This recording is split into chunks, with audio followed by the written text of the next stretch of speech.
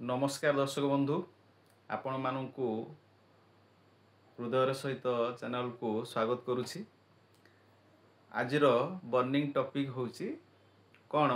सतरे पंजाब चंडीगढ़ को हरौछि ए संबंध में आपणकर मतामत कौन अच्छे जनइबे। चलतु आरंभ करिबा चर्चा। सो चंडीगढ़ जो आम कहते ये भारत वर्षर गोटे भूखंड जोटा कि आम यूनियन टेरिटोरीज बोली कही था, केंद्र शासित अंचल जमती कि आमर अंडमान निकोबर, दादरा नगर हावेली आउ डामन डीव, पुडुचेरी सेमती गोटे चंडीगढ़ तो सिटी ऑफ ब्यूटी बोली कह। तो ये जो चंडीगढ़ सतरे कौन पंजाब हरवा को जाऊँगी कि गोटे एवं आपण मैंने जानी जो न्यूज गोटे चली बा सोशल मीडिया रे बहुत यार देखा मिलूँ प्रोटेस्ट चली पंजाब रे। आप जानते पंजाब रे सरकार अलग अच्छी आम आदमी पार्टी भगवत मान जी आउ एपटे आम सेंटर रे बीजेपी तो टसल जो से दृष्टिकोण प्रोटेस्ट चली जो कि सरकार को क्लारिफिकेशन दवा को पड़ला जे ना प्रकृत में चंडीगढ़ को पंजाब रु अलग करा बोली कि कौन से बर्तमान चर्चा करने जाऊँ से विषय। यदि आम देखा पार्टीशन पूर्वर जो इंडिया पाकिस्तान विभाजित है ता पूर्वर जो पंजाब थिला से पंजाब रिजन अधे गला पाकिस्तान को आउ किछि पंजाब रो अंश इंडिया रे रहिला, इंडिया पंजाब जोटा रहिला। तो पाकिस्तान जेहेतु एज पंजाब डायरेक्टली तार कैपिटल थिला लाहौर, तो पाकिस्तान रो जो पंजाब पार्ट पड़ला तांकर लाहौर कैपिटल रहिला। किंतु आमर जो इंडिया भाग को भारत भाग को जो पंजाब रो अंश आसिला तार से टाइम रे राजधानी कौन करा जियो। प्रथम इंटरिम हिसाब रे शिमला को रखा हिथिला राजधानी, तापरे डिसीजन नेले जवाहरलाल नेहरू जो डिसीजन जो नेले जे ना गोटे पंजाब रो आमे नुआ कैपिटल करिबा जोटा कि से गोटे भल गोटे एरिया बाछि कि आमे करिबा गोटे कैपिटल सेटा चंडीगढ़ को सिलेक्शन करा हेथिला। खरार रीजन रे 22टा गाँ 22 ना 25टा गाँ एमती नै कि गोटे सुंदर भाव रे गोटे सिटी गठन करा जिवो आ सेटा को कैपिटल आमे करिबा पंजाब। तो सेतेबेले पाइनियर प्रमुख जो आर्किटेक्चर जो कहते रे थिले पाइनियर ली कर्बोरेजर तांको दिया हेतिला प्लानिंग करिया पई जा हो सिटी ऑफ ब्यूटी सेठू जो चंडीगढ़ कहउचंती सेठू तार उद्भव हेतिला। बहुत सुंदर सिटी आप जानते चंडीगढ़ पीसफुल ये। तो तापरे एटा चंडीगढ़ हो गला केते ना 1953 रे बनीगला कैपिटल हो गला पंजाब। से को हरियाणा कौन थिला पंजाब सहित मिसिक थिला। पंजाब रिऑर्गेनाइजेशन एक्ट 1966 जतले हला भाषागत दृष्टिकोण जेहेतु हरियाणा रिजन टा हिंदू लोक बेसी थिले, हिंदी भाषा कहते तेणु भाषागत दृष्टिकोण हरियाणा आउट है पंजाब डिवाइड है पंजाब रे डिवीजन है हरियाणा बाहर। तो पुणी कन्फ्यूजन आरंभ है पुणी कैपिटल कौन करा जिवो कौन नहीं पंजाब रो थिला हेटा कौन करा जिवो। तो 1966 रे पुणी इंटरनल इश्यूज एंड बाहर कन्फ्लिक्ट जो कौन करा हला ना सरकार कौन कले 1966 रे चंडीगढ़ को गोटे यूनियन टेरिटरी डिक्लेयर करदे केंद्र शासित अंचल। किंतु तार लेजिस्लेटिव असेंबली ना केंद्र शासित अंचल बोली डिक्लेयर कर दिया हला। तो सेतले कथा थिला जे वर्तमान जो चंडीगढ़ अच्छी सेटा शेयर करेंगे capital as both Punjab and Haryana. Punjab Haryana उभय चंडीगढ़ को ताकर राजधानी हिसाब से ट्रीट करेंगे काम हम। तापर चंडीगढ़ डेवलपमेंट है, इंफ्रास्ट्रक्चर डेवलपमेंट है, सब विभिन्न प्रकार सुविधा सुजोग आरंभ कर सब हो गला। तो बोथ पंजाब और हरियाणा ସେମାନେ ଓତପ୍ରୋତ ଭାବରେ ଚଣ୍ଡିଗଡ଼ ସହିତ ଯୋଡ଼ି ଗଲେ ତାଙ୍କର ଏସେମ୍ବଲିର ମିଟ୍ ଯେଉଁ ଏସେମ୍ବଲି ଅଛି ଚଣ୍ଡିଗଡ଼ ଏସେମ୍ବଲି ହଲ୍ ଯେଉଁ ଅଛି ସେଥିରେ ବୋଥ୍ ଷ୍ଟେଟ୍ ଅଛନ୍ତି ଯେଉଁ ପଞ୍ଜାବ ଆଉ ହରିୟାଣା ତାଙ୍କର ଲେଜିସ୍ଲେଟିଭ୍ ଏସେମ୍ବଲି କାମ ଚଲେଇଲେ ସେଇଠି। କିନ୍ତୁ ମନେ ରଖିଥାନ୍ତୁ ଯେ ଚଣ୍ଡିଗଡ଼ ହେଉଛି ୟୁନିୟନ୍ ଟେରିଟୋରୀ। ଏଇଟା ମହା ଯେଉଁ ମାନନୀୟ ଅଛନ୍ତି ଆମର ରାଷ୍ଟ୍ରପତି ସେ ରାଷ୍ଟ୍ରପତିଙ୍କ ଦ୍ୱାରା ଶାସିତ ହେଉଛି ସେ ଏରିଆଟା ଚଣ୍ଡିଗଡ଼ ଏରିଆଟା। ତ ଏଇଟା 239 ଆର୍ଟିକଲ୍ 239 ହିସାବରେ ଅନରେବୁଲ୍ ପ୍ରେସିଡେଣ୍ଟ କ'ଣ କରିବେ ନା ଏଜ୍ ଏ ଗୋଟେ ଆଡମିନିଷ୍ଟ୍ରେଟର ଆପଏଣ୍ଟ କରିବେ, ଯେମିତି ସବୁ ୟୁନିୟନ୍ ଟେରିଟୋରୀକୁ ଆପଏଣ୍ଟ କରୁଛନ୍ତି ଆଡମିନିଷ୍ଟ୍ରେଟର, ସେଇଭଳିଆ ପ୍ରେସିଡେଣ୍ଟ ପାଖର ପାୱାର ଅଛି। ସେ ଆର୍ଟିକଲ୍ 239 କୁ ଇମ୍ପୋଜ କରିକି ଗୋଟେ ଆଡମିନିଷ୍ଟ୍ରେଟର ଆପଏଣ୍ଟ କରିବେ ଫର୍ ଇଚ୍ ୟୁନିୟନ୍ ଟେରିଟୋରୀ। ସେଇଭଳିଆ ଚଣ୍ଡିଗଡ଼ ପାଇଁ ମଧ୍ୟ ଆପଏଣ୍ଟ ହେବେ। କିନ୍ତୁ କଥା ହେଉଛି ଯେ 239 ହିସାବରେ ଆର୍ଟିକଲ୍ 239 ହିସାବରେ ପ୍ରେସିଡେଣ୍ଟ କ'ଣ କରିଛନ୍ତି, ପଞ୍ଜାବର ଯିଏ ଗଭର୍ଣ୍ଣର ଅଛନ୍ତି ତାଙ୍କୁ ସେ ଏକ୍ସଟ୍ରା ପାୱାର ଦେଇଛନ୍ତି ଯେ ସେ ମଧ୍ୟ ଯିଏ ପଞ୍ଜାବର ଗଭର୍ଣ୍ଣର ରହିବେ ସିଏ ମଧ୍ୟ ଆଡମିନିଷ୍ଟ୍ରେଟର ରହିବେ ଚଣ୍ଡିଗଡ଼ ୟୁନିୟନ୍ ଟେରିଟୋରୀ ପାଇଁ। ତ ଦେଖନ୍ତୁ ଦୁଇଟା ଅଲଗା କଥା। ଯେ ପଞ୍ଜାବ ଏଜ୍ ଏ ଷ୍ଟେଟ୍ ତାର ଗଭର୍ଣ୍ଣର ଅଛନ୍ତି, ତାଙ୍କର ଗଭର୍ଣ୍ଣର ମଧ୍ୟ ପ୍ରେସିଡେଣ୍ଟ ଆପଏଣ୍ଟ କରିବେ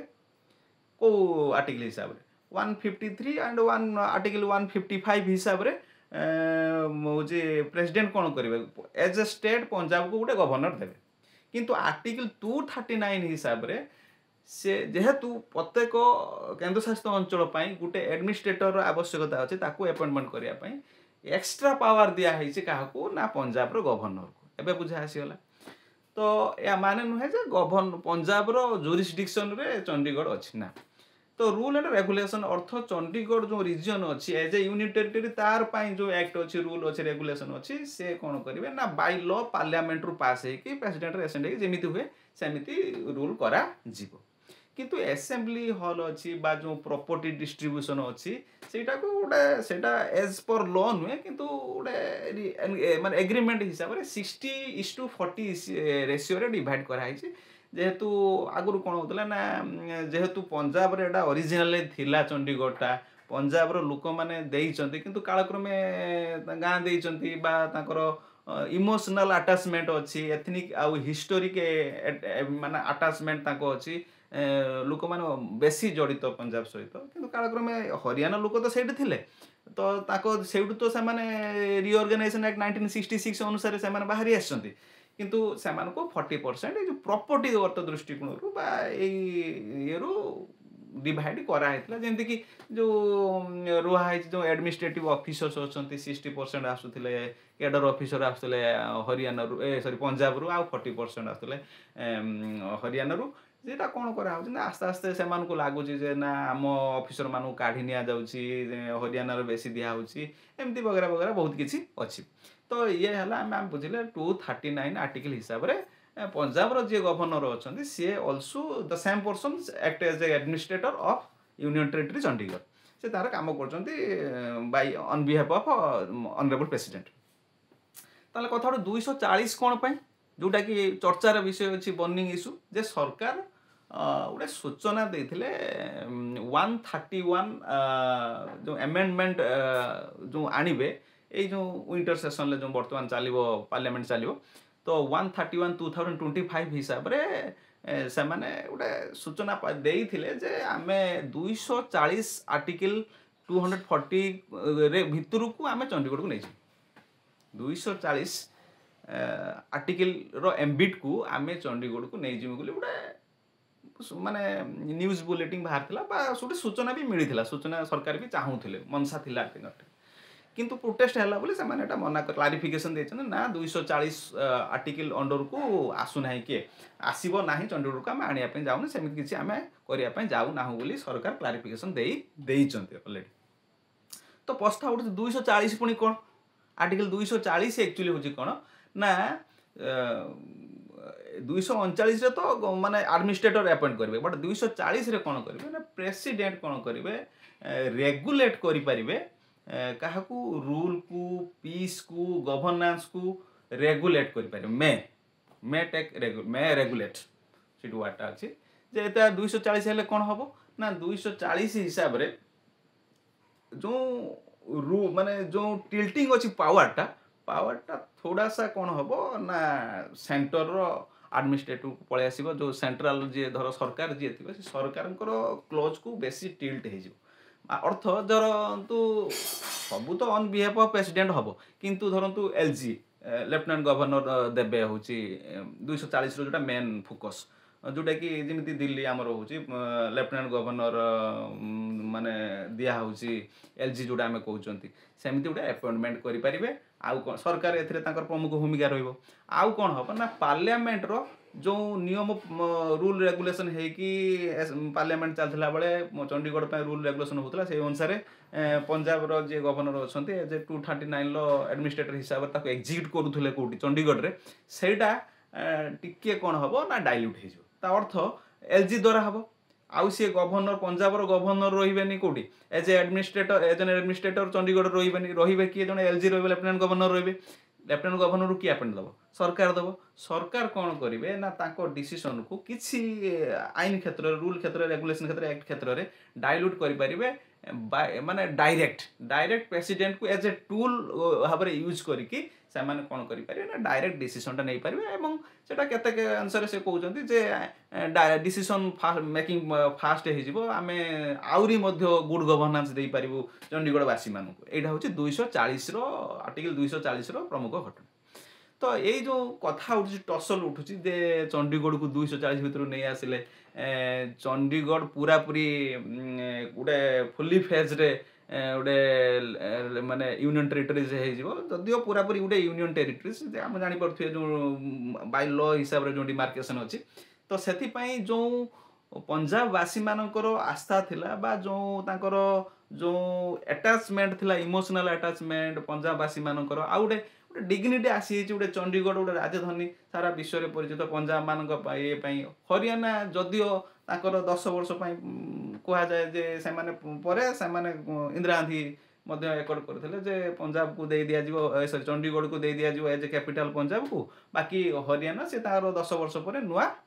कैपिटल गोटे करेंगे नुआ कैपिटल करेंगे से करेंगे किंतु सेटा हो पारानी किंतु कालक्रम हरियाणावासी चंडीगढ़ उपरे सी जेहेतु से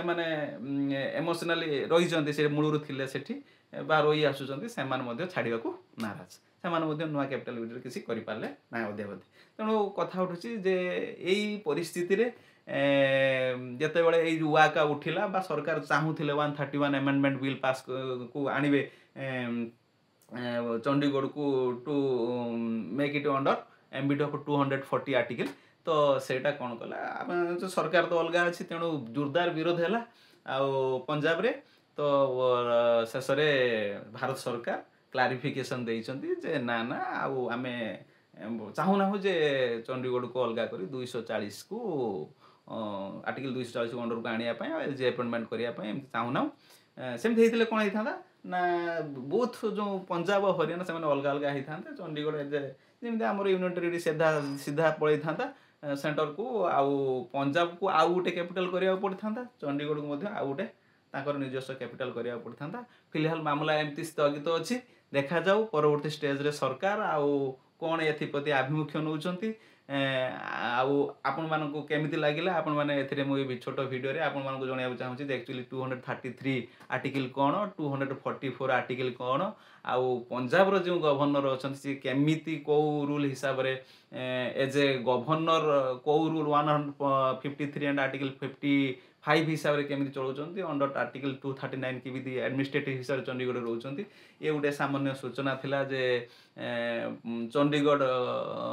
जो यूनियन टेरिटरी अच्छी ता जो बर्तमान न्यूज रे अच्छी केमती लागला आपण माने सुचिंतित मतामत देकी जणाइबे रहउची धन्यवाद।